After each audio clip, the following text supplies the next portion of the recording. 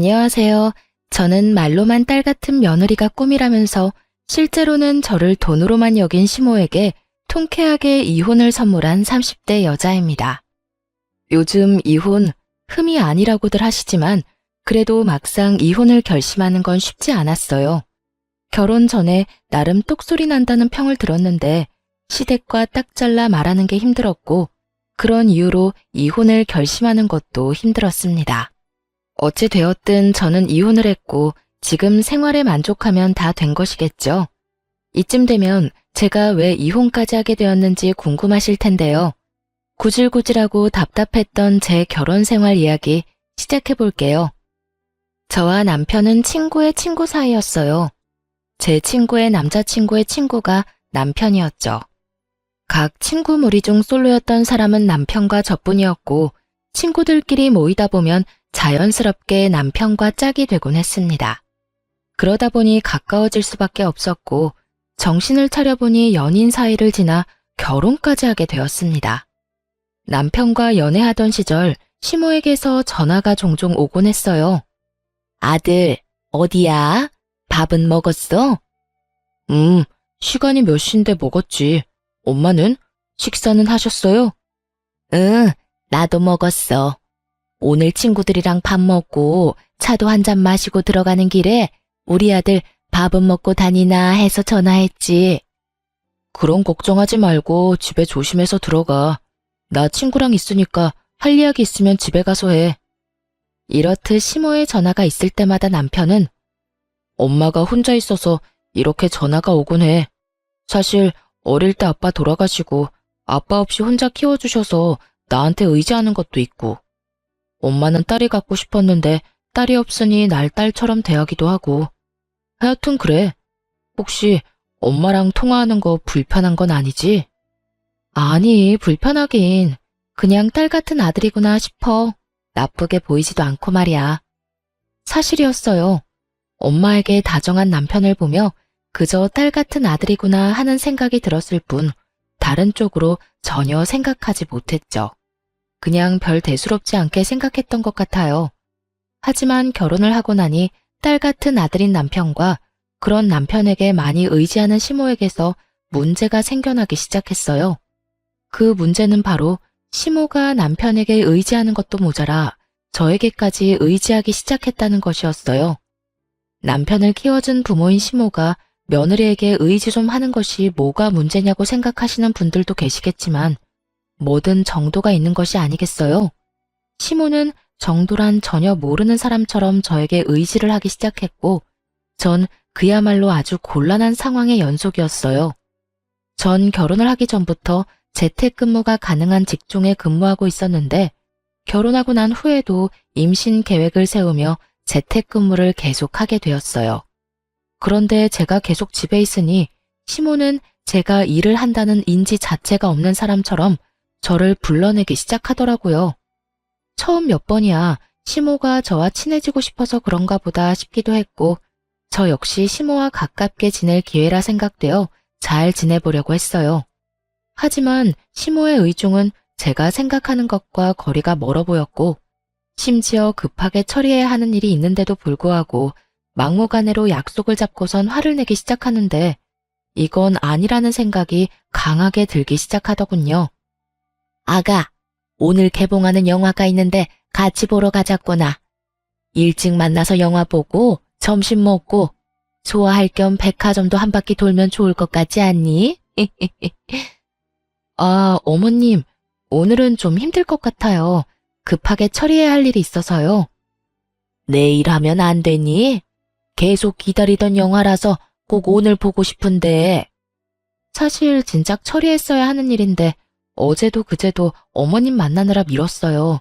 그래서 오늘까진 꼭 처리해야 할 것 같아요. 그래? 그러면 몇 시까지 일하면 되니? 설마 밤늦게까지 해야 하는 건 아니지? 해봐야 알 것 같은데 왜 그러세요? 너 일 끝나는 대로 보러 가려고 그러지. 일찍 만나서 영화 보고 쇼핑도 하고 싶었는데 어쩔 수 없지 뭐. 오늘 심야로 영화만 보고 내일 만나서 쇼핑하자꾸나. 이쯤 되니 시모는 저를 의지하는 것이 아닌 호구로 여기는 것이 분명해 보이더군요. 매번 만나자고 해서 나가면 시모는 지갑조차 가지고 오지 않았고 한번 백화점에 구경하러 가자고 할 때마다 꼭 하나는 사드려야 만남이 끝이 나곤 했으니까요. 하물며 제 스케줄을 비롯해 제 컨디션은 단 하나도 신경 쓰지 않고 오로지 본인만 생각하는 시모를 보며 이제 더는 끌려다니지 말아야겠다는 생각이 들더군요. 어머님, 아마 일 마무리하면 늦어질 것 같은데 마냥 기다리시는 것도 그렇고 저도 일 끝내고 나면 피곤할 것 같아서 좀 쉬려고요. 그러니 오늘 영화는 친구분이랑 보러 가시는 게 어떠세요? 친구? 네가 내 친구이자 며느리 아니니? 그런 네가 있는데 내가 누구랑 영화를 보러 가겠어? 그러지 말고 같이 가. 내가 기다리면 된다니까. 나 잘 기다릴 수 있어. 애도 아니고 빙빙 돌려 말해선 도무지 알아듣지 못할 것만 같더군요. 그래서 전 돌리지 않고 좀 더 직설적으로 말하기로 했습니다. 아니, 제가 너무 피곤할 것 같아서요. 밀린 일도 너무 많기도 하고 그거 다 처리하고 나면 아무래도 저도 좀 쉬어야 할 것 같아요. 집에 하는 일 해봤자 얼마나 힘들다고 그 유난인지. 그리고 정식 직원도 아니지 않니?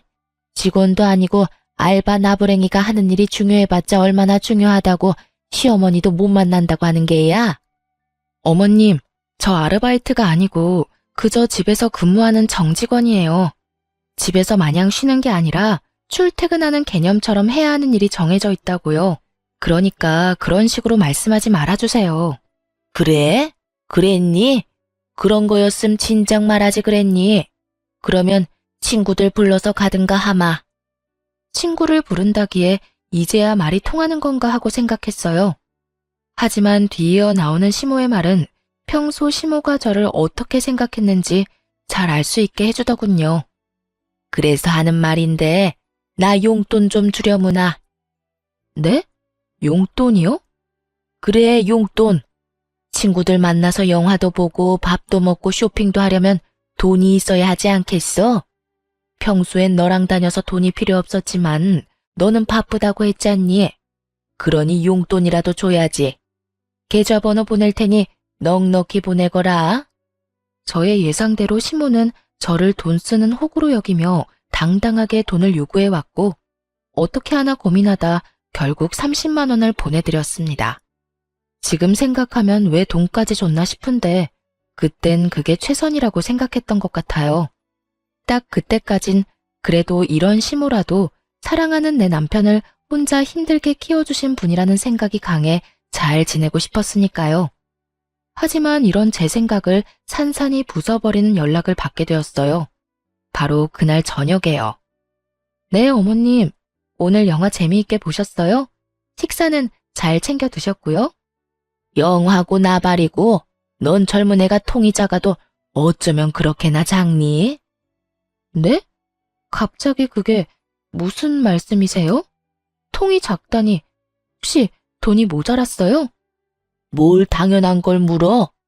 모작 30만 원으로 누구 코에 붙이라고 그걸 용돈이라고 보낸 게야. 네 그 코딱지만한 씀씀이 때문에 내가 오늘 친구들 앞에서 얼마나 창피했는 줄 알긴 알아.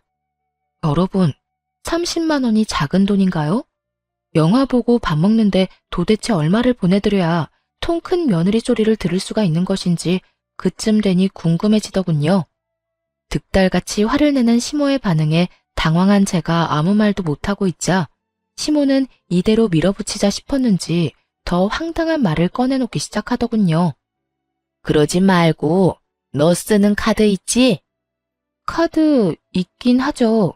그런데 카드는 왜요? 왜긴 왜야. 이럴 때마다 용돈 받아 쓰는 것도 나도 힘들다. 그러지 말고 너 쓰는 카드 그거 나 다오. 내가 가지고 있으면서 이럴 때마다 알아서 잘 쓸 테니. 카드를 요구하는 시댁 식구들이 있다는 말을 들은 적 있지만 그 개념 없는 식구가 제 식구가 될 줄은 꿈에도 몰랐습니다. 거기에다 어쩌면 이래도 당당한지 정말 박수라도 쳐주고 싶은 심정이더군요. 시모의 요구가 당당하면 당당할수록 전 그런 시모와 잘 지내보고자 하는 의지는 바닥을 향해 곤두박질 쳤고 기어이 시모의 입에서 지금 받으러 온다는 말이 나오고 나서야 모든 것을 내려놓게 되더군요. 너 집에 있지? 지금 받으러 가면 되니? 내가 가는 게 정 부담스러우면 퀵으로 보내거라. 아니면 카드만 택시 태워 보내든지. 뭐든 다 괜찮으니 오늘 내로 주기만 해. 아니요, 어머님. 오실 필요도 없고 제가 카드만 보내는 일도 없어요. 뭐라고? 그게 무슨 뜻이니? 설마 카드 못 준다는 말을 하는 거니? 네, 저는 카드 못 드려요. 애초에 드릴 마음도 없었고요. 뭐야?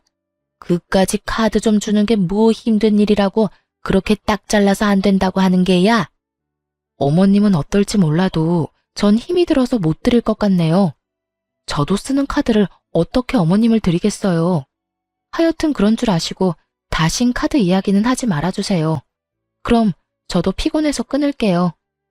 이렇게까지 안 된다고 딱 잘라 말했지만 시모는 여전히 정신을 차리지 못하고 있었고 저를 보면 카드를 맡겨놓은 사람처럼 카드 타령을 해대더군요. 물론 그럴 때마다 전 절대 안 된다고 못을 박아버렸고요. 이런 상황에서 제일 어이없는 게 무언지 아세요? 저에게 말끝마다 카드 타령을 해대는 시모는 막상 남편에겐 아무런 요구를 하지 않는다는 거였어요. 용돈이나 카드 타령을 하기는커녕 준다는 용돈도 마다하고 나서기 일쑤였죠. 엄마, 용돈 이걸로 필요한 거 샀으세요. 아니야. 엄마 돈이 있어. 우리 아들이 어떻게 번 돈인데 이걸 엄마가 써. 뒀다가 우리 아들 필요한 데 있으면 써. 엄마는 정말 괜찮아. 이렇게 말하면서요. 자기 아들 돈은 아깝고 제 돈은 은행에서 돈 뽑아 쓰듯 쉽게 생각하는 시모를 바라보는 제 심정이 어떨지 짐작이 되시나요? 얄미운 것도 얄미웠지만 이해도 되지 않았고 문제도 많아 보였죠. 용돈이나 카드에 대한 요구가 계속되면 계속될수록 시모와 저의 사이는 멀어졌고 이러는 와중 남편은 중재를 한다며 저에게 헛소리를 늘어놓기 시작했어요. 여보, 엄마한테 대충 이야기 들었는데 그냥 카드 좀 드리면 안 돼? 당신이 카드 준다고 해도 엄마가 막 쓸 사람도 아니고 카드가 정 찝찝하면 용돈을 달마다 주던가. 달마다 이런 이유 저런 이유 되면서 적게는 20만 원, 많게는 50만 원씩 가져가시고 있어. 어떤 달에는 도저히 입을 옷이 없다고 돈 내놔라.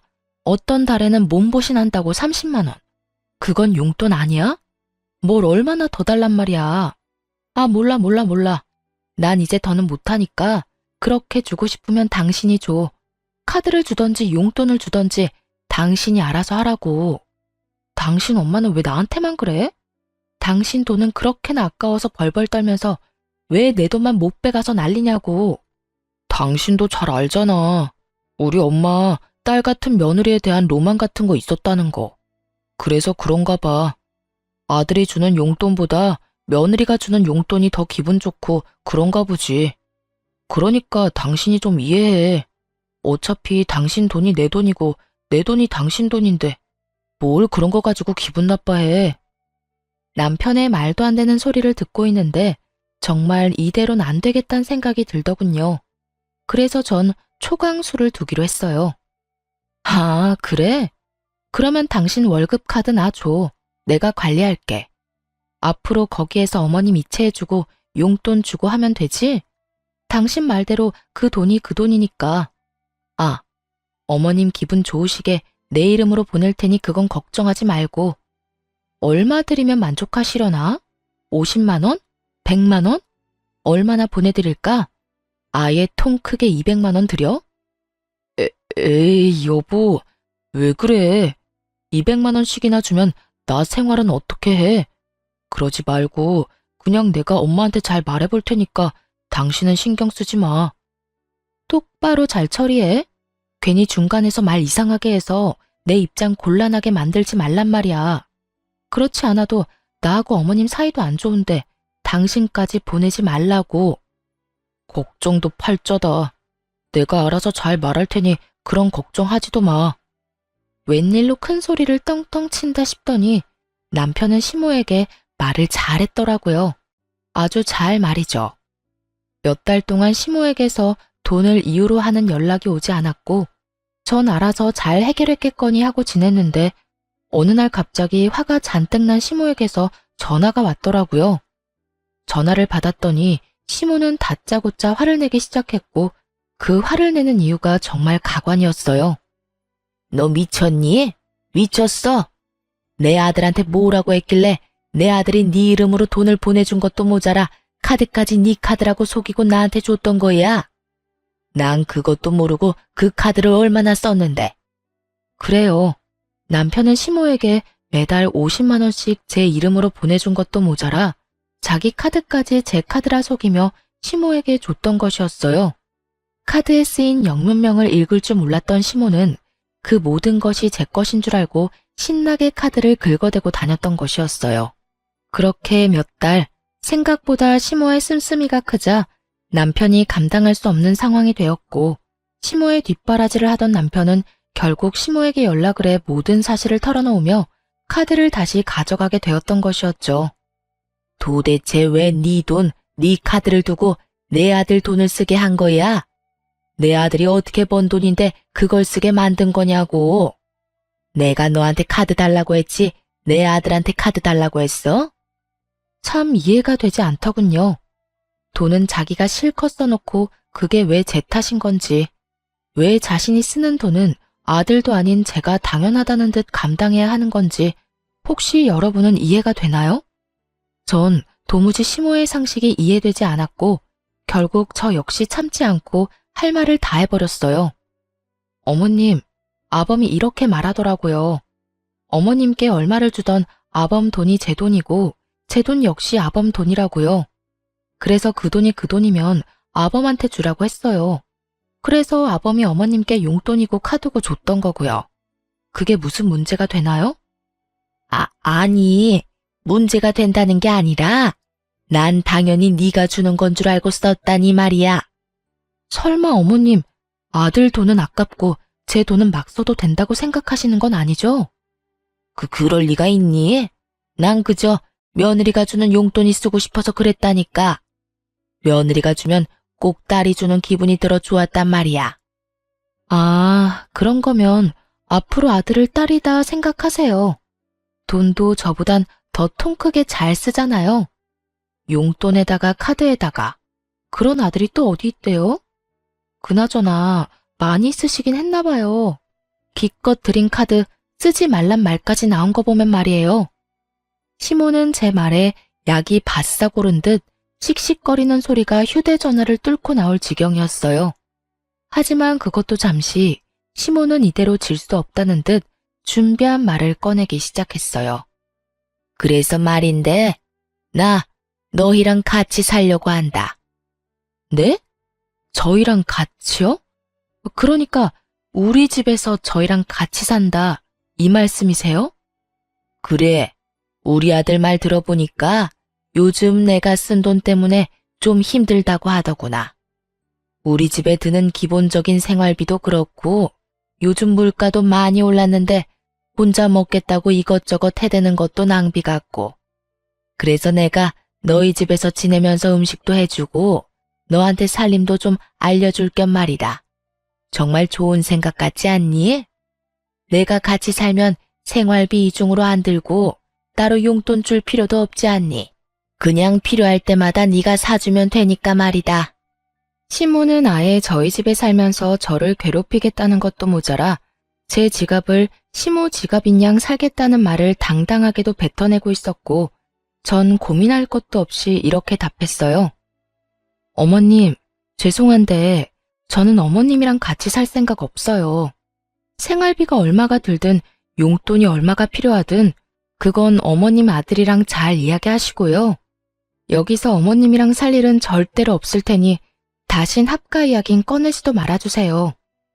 그대로 전 전화를 끊어버렸고 그날 저녁 시모에게 이야기를 전해들은 남편이 씩씩거리며 집으로 들어오더군요.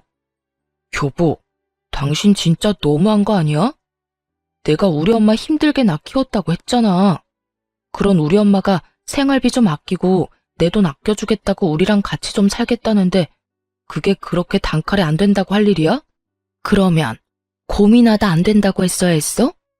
안 되는 건 그 자리에서 안 된다고 딱 잘라 말해야 딴 말 안 나온다는 거 몰라?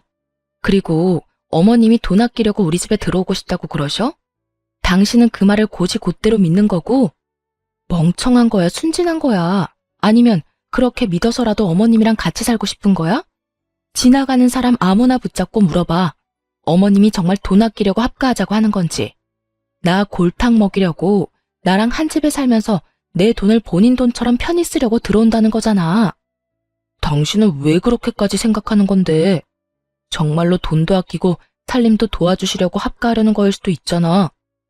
어머님이 직접 말하더라. 자기한테 살림도 좀 배우고 필요한 거마다 내가 다 사줄 테니 용돈도 필요 없다고. 이 말이 무슨 뜻인지 모르겠니? 이래도 내 말이 틀려? 그건 어쨌든 난 우리 엄마 모시고 싶어. 엄마 생활비도 아깝기도 하고 우리 엄마도 우리랑 살고 싶다잖아. 난 무슨 일이 있어도 엄마 모시고 살 거야. 당신이 싫다고 하면 이혼을 해서라도 모시고 살 거라고. 이혼 말을 꺼내고 싶은 사람이 누군데 감히 이혼을 짓거려대는 남편을 보며 정말 오만정이 떨어진다는 말이 무언지 알 것 같더라고요. 알아서 해. 난 절대 어머님 모시고 살 생각 없으니까. 그런 이유로 이혼하고 싶다면 해야지, 이혼. 별 수 있겠어? 저 역시 흥분을 한 상태였고 남편 역시 저 못지않은 상태였죠. 저흰 합가와 이혼을 두고 싸우기 시작했고 남편은 생각할 시간을 좀 가지자고 하며 집을 나가버리더군요. 저 역시 흥분을 좀 가라앉힐 필요가 있다고 생각했던지라 남편을 붙잡지 않았어요. 그렇게 며칠이 지났는데도 남편은 집으로 돌아오지 않았고 전 걱정스러운 마음이 들며 시모에게 전화를 걸게 되었어요. 안부를 묻는 겸 남편이 어떻게 지내는지 궁금하기도 했으니까요. 어머님, 잘 지내세요? 나야 뭐, 잘 지낸다. 그나저나 무슨 일이니? 그간 전화도 잘 안 하더니. 왜? 집에 무슨 일이 있니? 우리 아들한테 무슨 일이 있어? 혹시 어디 아프니? 네? 아니요. 그동안 어머님께 전화도 못 드린 것 같고 그때 전화도 그렇게 끄는 게 마음에 걸리기도 해서요. 어머님 잘 지내신다면 됐어요. 또 전화 드릴게요. 끼니 잘 챙겨 드세요. 그래, 너도 네 남편 좀 잘 챙기렴. 기죽이지 말고. 네, 알겠어요. 집을 나간 지 며칠인데 남편은 시댁에 간 것이 아니더군요. 남편을 잘 모르는 사람이라면 부모 걱정시킬까봐 집으로 가지 않았나 보다 하겠지만 남편은 그럴 놈이 전혀 아니었기에 아무래도 꺼림칙한 기분을 저버릴 수가 없었습니다. 시모와의 통화가 끝난 후 전 남편의 퇴근 시간에 맞춰 회사 앞으로 찾아가게 되었고 남편이 어느 젊은 여자와 웃으며 나오는 모습을 보고야 말았죠. 평소라면 그저 회사 동료이겠거니 했겠지만 여러 상황으로 미루어 볼 때 이건 보통 일이 아니란 생각이 들더군요. 그래서 전 두 사람의 뒤를 조용히 밟게 되었고 아니나 다를까 회사에서 멀어진 두 사람은 다정한 연인의 모습을 하고 데이트를 즐기기 시작했어요. 전 그런 두 사람의 모습을 사진으로 남기며 뒤를 쫓았고 한참을 행복한 시간을 보내던 두 사람은 상간녀의 집으로 추정되는 빌라로 들어가더군요. 어쩐지 이혼 이야기가 쉽게도 나온다 싶었는데 그건 홧김이 아닌 믿는 구석이 따로 있었던 진심이었더라고요. 딱 보기에도 20대 초반의 사회 초년생으로 보이는 상간녀를 끼고 있으니 이혼하고 싶어 안달이 났던 것이었죠. 믿을 수 없는 현실과 배신감에 우는 것도 잠시였던 것 같아요. 빠르게 정신을 다잡은 저는 당연히 이혼을 마음먹게 되었고 두 사람의 뒤를 밟으며 찍은 사진들도 증거로 쓰기에 차고 넘치는 상황이었죠. 이제 남은 건 어떻게 복수를 하냐 하는 것이었는데 한참을 고민하며 이혼을 준비 중인 저에게 예상치 못한 짐들이 오기 시작했어요. 그건 바로 시모의 짐이었는데 택배로 한가득 끊임없이 옷 박스들이 오기 시작하더라고요. 그렇지 않아도 이혼 준비로 정신이 없는데 이건 또 무슨 짓거리인가 싶어 시모에게 전화를 걸었죠. 어머님, 이게 다 뭐예요? 짐 박스들이 한가득 왔던데요. 아, 그거? 뭐긴 뭐야, 내 짐이지.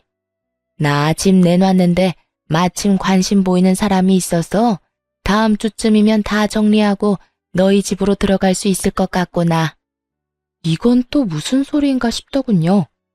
남편 놈은 집 나간 것도 모자라 알고 보니 다른 살림까지 차린 마당에 아무것도 모르는 시모는 저희 집에 살 거라 믿어 의심치 않는 상황이라니. 그것도 저는 단 한 번도 동의한 적 없는 합가를요. 네? 그게 무슨 말씀이세요? 저는 합가 싫다고 했잖아요. 저는 어머님 못 모시고 산다니까요. 아니, 이제 모시고 살 이유도 없다고요. 다 됐고 일단 이 짐부터 다 가지고 가세요. 싹 다 버려버리기 전에 다 가지고 가시라고요. 네가 그렇게 말하면 내가 겁먹을지 아니? 일단 집부터 정리하고 오갈 데 없다고 하면 내 아들이 나 길바닥에서 살게 할 것 같니? 우리 아들이 어떤 아들인데 무조건 나 모신다고 할 거다. 우리 아들한테 말하면 오늘 당장이라도 집으로 오라고 할 게 뻔하지만 내가 너 생각해서 일주일 시간 주는 거야. 내가 보낸 짐 정리도 좀 하고 네 마음도 정리 좀 하라고 말이다. 정말 이유 없는 이혼 없다더니 이 정도면 이혼을 하고도 남을 상황 아닌가요? 다짜고짜 합가를 하겠다니 참 대단하다 싶었어요. 시모는 본인 할 말은 다 끝났다는 듯 전화를 끊어버렸고 이렇게까지 나와주는데 저 역시 복수는 피할 수 없는 운명이다 싶더군요. 이 꼴을 당하고도 그저 조용히 이혼해주면 그거야말로 바보 멍청이 호구 아니겠어요? 전 시모의 짐을 고스란히 잘 가지고 있다가 시모가 말한 일주일이 되는 날에 그 짐을 상간녀의 집으로 보내버렸어요. 그리고 시모에게 연락을 했죠. 어머님, 준비는 다 하셨어요? 준비라고 할 게 있니? 짐은 진작 너희 집으로 보냈고 나머지 정리도 그간 다 했었지. 그렇지 않아도 지금 나가려는 참이었다. 집에 있지? 짐 정리는 다 해놨니? 난 안방 쓰면 되지. 방은 집부터 보시고 결정하세요. 제가 어머님이랑 아범이랑 같이 살 수 있는 새로운 집 구했어요. 그러니까 일단 집부터 보시고 어느 방 쓸지 결정하시면 될 거예요. 어머, 그게 정말이니? 끝까지 반대할 줄 알았더니 웬일로 그런 기특한 결정을 했을까? 드디어 정신 차렸구나. 그래, 시댁 식구하고 척지고 지내봤자 너만 손해야. 그러니까 앞으로 잘해. 내가 한평생 너희하고 붙어 살겠니? 적당히 살다가 알아서 나갈 테니 같이 사는 동안 잘 하려무나. 아, 네. 그럴 거예요, 아마. 아무튼 주소는 문자로 보내드릴 테니 지금 출발하시면 돼요. 시모는 신난 어린아이처럼 들뜬 목소리로 답하더니 전화를 끊어버렸고 저는 시모와 전화를 끊자마자 상간녀의 집 근처로 가서 시모를 기다렸어요. 얼마나 기다렸을까요? 시모가 택시에서 내리더니 빌라로 들어서더군요. 이내 많이 당황한 듯 허겁지겁 뛰어내려오는 시모의 뒤로 옷을 입다만 남편놈과 상간녀가 내려오더라고요. 엄마, 잠시만, 내 이야기 좀 들어봐. 나중에 이야기해. 지금은 이 엄마가 너무 놀라서 그래. 아니, 엄마, 잠시만. 여긴 어떻게 알고 온 거야? 누가 알려줬어? 그리고 저 짐들은 또 뭐고? 네 마누라가 나랑 같이 살 집 구해놨다고 택시 불러줘서 왔어. 내가 너희 집으로 보낸 짐도 곧 이리로 온다고 했다고. 그런데 여기에 네가 웬 여자랑 그러고 있으니 이 어미가 얼마나 놀랐겠어? 집사람이? 그럼 집사람이 여길 알고 있단 말이야? 아니, 내가 바람 피운다는 걸 다 알고 있었단 말이야? 그렇겠지. 그러니까 여기로 날 보냈겠지. 이 녀석아, 아무리 네 마누라가 싫다고 해도 바람을 피우면 어쩌자는 거야. 그것도 저렇게 어린 여자랑. 엄마, 어려도 그 여자보다 생각이 깊다고. 내가 그 여자한테 엄마 모시자고 하니까 절대 안 된다고 난리를 쳤는데 수진이는 당연히 모셔야지 뭘 그렇게 당연한 소리를 묻냐고 하더라니까. 그게 정말이야? 그럼. 수진아, 네가 말해봐. 너 우리 엄마 모시고 살 수 있다고 했지. 그럼요, 어머님. 저는 오빠가 그 여자랑 헤어지고 저한테 와주기만 하면 뭐든 할 수 있어요. 그리고 남편 부모님은 제 부모님과 마찬가지인데 모시고 사는 게 뭐예요? 그냥 같이 사는 거죠. 그렇지 않나요, 어머님? 상간녀의 말에 시모의 입이 귀에 걸리는 것이 멀리서도 한눈에 보이더군요. 세 사람은 이내 화기애애한 분위기에서 뒤늦은 통성명을 하는가 싶더니 이내 제 욕을 해대기 시작하더군요. 그나저나 그년 때문에 엄마가 얼마나 놀랐는 줄 아니? 그냥 상황 설명을 해주면 되지 왜 그런 거짓말을 하고 그런데? 내가 뭐 내 아들 바람났다고 하면 우리 수진이 머리채라도 뜯어줄 거라 생각했는가 보지? 그러니까 그 여자가 그렇게 독하고 영악한 구석이 있다니까? 내가 괜히 조광지 쳐버리고 수진이랑 살림 차리고 살고 있었겠어? 엄마 못 모신다고 눈알 뒤집고 나한테 따지고 드는데 아주 오만정이 다 떨어졌어. 어머님, 저도 오빠한테 이야기 들어보니까 그 여자랑 오빠랑 계속 살았다간 부모와 자식 간에 영 끊어지는 건 물론이고 오빠 기도 못 펴고 살 것 같더라니까요. 이야기 듣는 내내 불쌍해서 혼났어요. 그래? 그년이 내 아들 길을 죽였단 말이야? 내 인연을 그냥 내 눈앞에 있었으면 내가 그 머리털을 다 뽑아뒀을 텐데. 그렇게 애타게 보고 싶어하는 시모 앞으로 걸어갔고 저를 발견한 세 사람은 놀란 것도 잠시 의기양양한 표정으로 팔짱까지 끼고 저를 바라보더군요. 내 인연, 네가 우리 아들 길을 그렇게나 죽여댔다며? 어디 여자가 하늘 같은 남편 길을 죽이고 난리야? 네 친정에선 그렇게 가르치더니? 그럼 어머님은 아들한테 조광치 쳐버리고 바람이나 피우고 다니라고 가르쳤어요? 아님 보고 배운 건가? 혹시 돌아가신 아버님이 바람기가 있었나요? 그렇지 않고서야 어쩜 저렇게 당당하게도 바람을 쳐 피울 수가 있는 건지 도무지 제 상식으론 이해가 안 돼서요. 네가 감히 누구 앞에서 그딴 말을 짓거리는 게야? 안 되겠다. 너 당장 이혼하거라. 내가 그간의 정을 생각해서 너 이혼녀만큼은 만들지 않으려고 했는데 너 하는 꼴을 보니 도무지 안 되겠구나. 아, 그러니까 지금 저는 내쫓고 새로운 며느리 받아서 알콩달콩 잘 살겠다. 이 뜻인가요? 그래. 너와는 달리 우리 수진이는 날 모시고 산다고 하더라. 아니, 같이 사는 거라고 하는구나.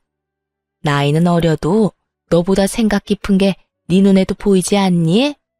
어찌되었든 조용히 이혼하거라. 뭐 소송이니 위자료니 시끄럽게 굴지 말고. 시모가 편을 들어주자 상간녀는 본인이 나서도 되는 자리라고 생각했는지 말을 치고 나오더군요. 어머님 말씀이 옳아요. 저기요, 언니. 제가 이야기 다 들었는데 언니도 뭐 잘한 거 하나 없던데. 그냥 조용히 이혼하세요. 어차피 증거도 변변치 않을 거라 소송해봤자 소용도 없을 텐데. 괜한 시간 낭비 마시라고요. 뭐 이대로 물러나주면 오빠가 위로금으로 한 500만 원은 줄 수 있다고 하던데. 그 돈이라도 받아서 떨어지라고요. 누굴 거지로 보는 건지 돈 500만 원에 조용히 물러서라는 말을 듣는데 정말 손이 벌벌 떨리더라고요. 전 떨리는 손을 들어 그대로 상간녀의 뺨을 때려버렸고 그런 상간녀의 앞을 남편이 막아서더군요. 당신 미쳤어? 지금 누굴 때리는 거야? 제정신이야? 너 같으면 제정신이겠어? 누굴 거지로 하나? 돈 500만 원 먹고 떨어지라고? 터진 입이라고 함부로 짓거리니까 얻어맞는 거야. 알겠어? 그리고 너는 지금 누굴 앞을 막아서는 거야? 사태 파악 똑바로 못하지? 나 사태 파악 똑바로 하고 있어. 그러니까 우리 수진이 괴롭히지 마. 우리 수진이는 독한 당신과는 달리 우리 엄마한테도 잘한다고 하고 우리 엄마 모시고 산다고까지 했다고. 나 그런 수진이 사랑해. 나 이제 당신 같은 여자 안 사랑하고 수진이 사랑한다고. 남은 여생은 수진이랑 엄마하고 살고 싶어. 이혼하자. 당당하다 못해 치기 넘쳐 보이는 남편놈을 보는데 왜 제가 여기서 이런 수모를 겪고 있어야 하나 현타가 오더군요. 그래서 전 제 앞을 막아선 남편의 뺨을 힘껏 때려버리곤 이렇게 말했어요. 그래, 이혼해. 방금 따귀는 마지막 내 선물이니 평생 살면서 기억해라. 그리고 증거 없으니 소송하지 말라고 했지? 그런데 어떻게 하지? 나는 증거가 차고 넘쳐서 그 소송 할 계획인데? 이미 변호사 선임도 끝난 상태고 곧 소송도 진행될 거야. 그러니까 세 사람 준비 잘해. 그때 돼서 울고불고 매달리지 말고 말이야. 아 참! 그리고 지금 사는 집은 내 집이니까 당신 짐 다 빼야 하는 건 알지? 내가 당신 번거로울까봐 어머님 짐 보내는 김에 당신 짐도 다 챙겨서 오기 전에 이리로 보냈어. 곧 올 테니까 짐 정리 잘해. 이삿짐 비용은 내가 낼 필요 없을 것 같아서 결제 안 했으니까 결제도 알아서 하고. 전 그대로 집으로 돌아왔고 그 후로 진행된 이혼 절차는 이혼 후 벌어질 상황에 비해선 순조로웠어요. 증거는 많았고 많은 만큼 확실했죠. 그동안 시모가 보낸 수많은 문자들, 대부분 돈을 요구하고 합가를 강요하는 문자 내용들, 거기에다 하찮은 협박까지 그것뿐인가요? 전화녹음 파일 등도 증거로 쓰이며 시모 역시 위자료 지급을 피할 수 없었고 상간녀는 말하면 입 아픈 수순으로 위자료를 지급하게 되었습니다. 그렇게 이혼을 하고 난 후 이혼 사실이 전 남편의 회사에 퍼지며 상간녀와의 외도 역시 소문이 파다하게 퍼졌다고 하더라고요. 그간 티를 얼마나 내고 다녔으면 다들 그럴 줄 알았다며 놀라지도 않았다고 해요. 그 소문이 직원내뿐 아니라 회사 윗선까지 퍼져 상간녀가 먼저 회사를 그만둔 후 결국 전 남편까지 손가락질을 견디지 못하고 회사를 그만두게 되었다고 들을 수 있었어요. 그렇게 이혼만 하면 다 끝이라고 생각했는데 그때부터 지긋지긋한 상황이 시작되더군요. 처음은 상간녀였어요. 이혼을 하고 잘 지내고 있는데 핏기 하나 없는 얼굴을 한 상간녀가 찾아왔더라고요. 무슨 일이에요?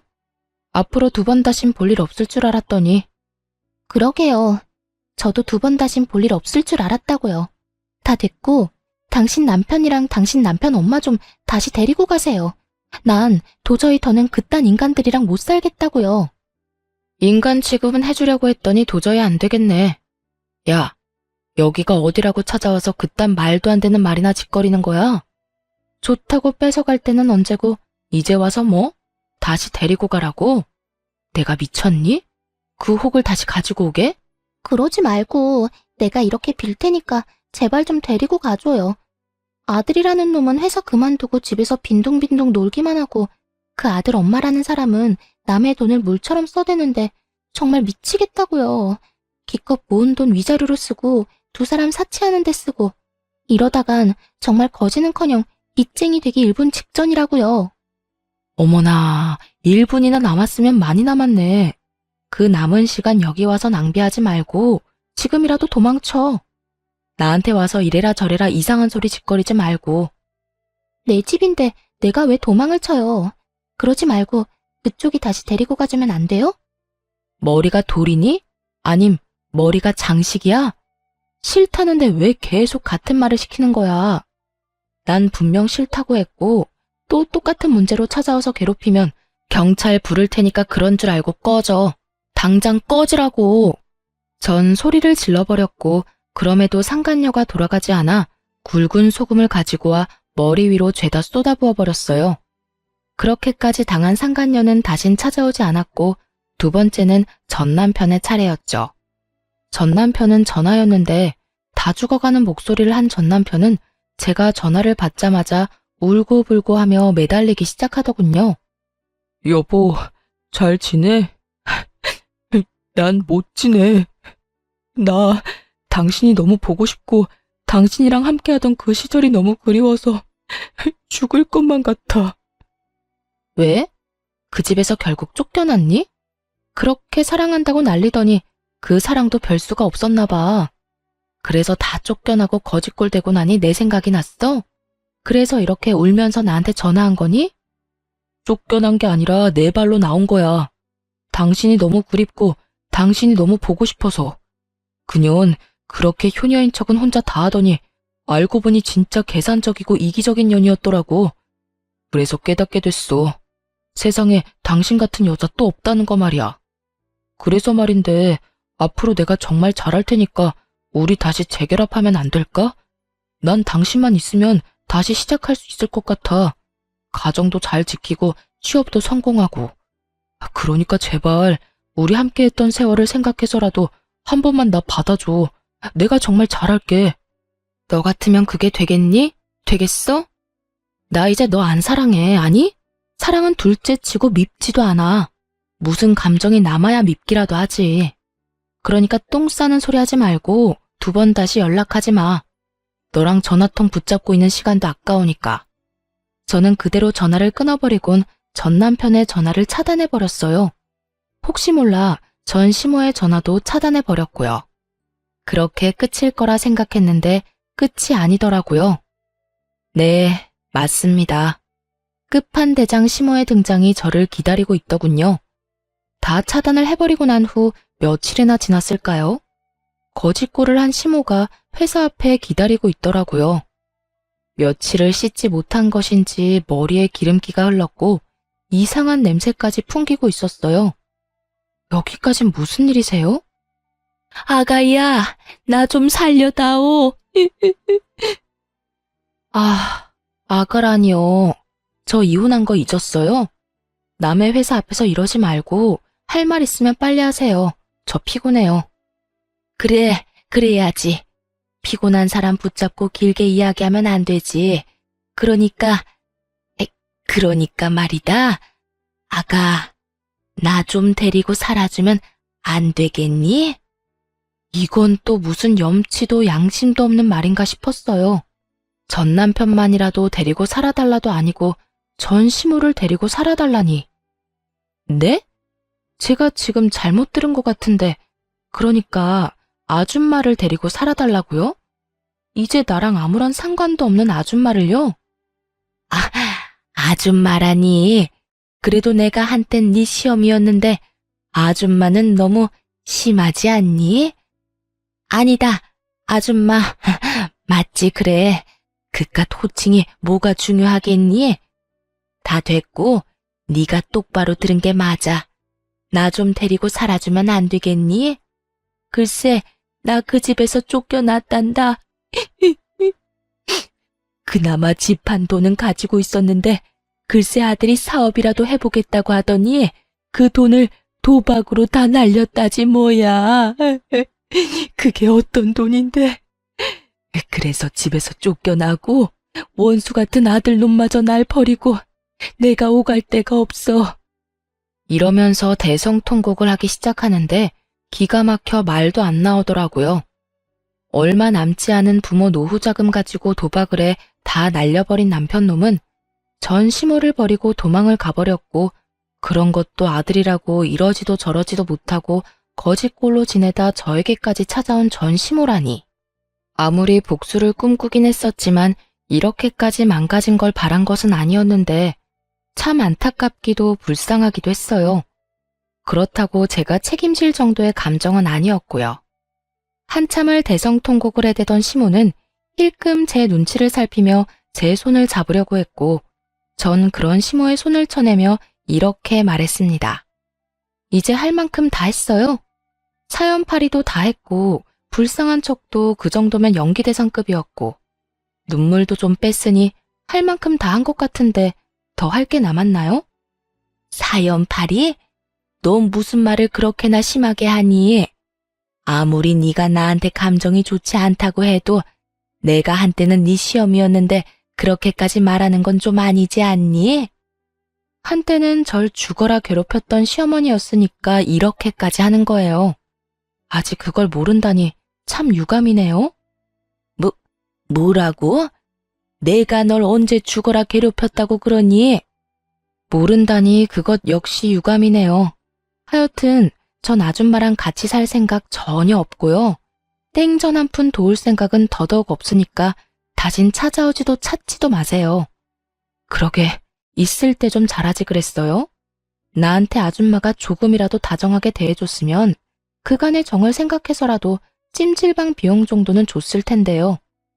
제 말에 약이 오를 대로 오른 시모는 태세를 바꿔 제 머리채라도 잡아보고자 저에게 달려들더군요.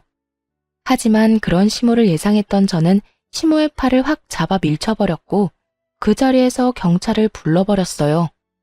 제가 그렇게까지 할 거라 예상하지 못한 시모는 혼비백산이 되어 주랭랑을 쳐버렸고요. 시모의 주랭랑을 마지막으로 지긋지긋한 인형과도 작별을 하게 되었습니다. 끝날 때까지 끝난 게 아니라고 하더니 이번엔 정말로 끝이 났더라고요. 그 후로 저는 일상을 즐기며 잘 살고 있어요. 주말엔 취미생활도 하고 그간 만나지 못했던 친구들도 만나며 아주 알차게 보내고 있어요. 비정상적인 시모와 남편의 외도. 둘 중 한 가지만 경험했어도 학을 떼게 됐을 이혼 사유 두 가지를 다 겪고서 이혼을 한 터라 결혼에 대한 생각은 전혀 하지 않고 있습니다. 시간이 지나고 지금 느끼는 감정이 무뎌지면 또 어떻게 될진 알 수 없는 일이지만 현재까진 그렇네요. 혼자 온 세상 혼자 잘 즐기고 살다 남에게 피해 주지 않고 가는 것도 꽤 멋진 삶이 될 수도 있다는 생각이 들어요. 그만큼 지금 혼자 지내는 저만의 삶에 만족할 뿐더러 더없이 행복하답니다. 처음 이혼을 했을 당시엔 제 탓도 했던 것 같아요. 그때 제가 시모를 받아들였다면 그때 제가 시모에게 더 잘했더라면 하면서요. 저도 참 바보 같지 않나요? 그만큼 이혼이라는 것이 심적으로 저를 힘들게 했고 저를 흔들어대곤 했습니다.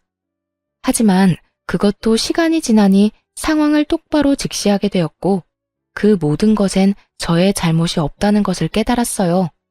그러고 나니 제 인생이 즐겁고 행복해졌고요. 제가 단단해진 만큼 앞으로 남은 제 삶은 더욱 행복하겠죠? 이로써 저의 사연은 끝이 났습니다. 끝까지 응원해주시고 함께해주신 모든 분들 감사합니다.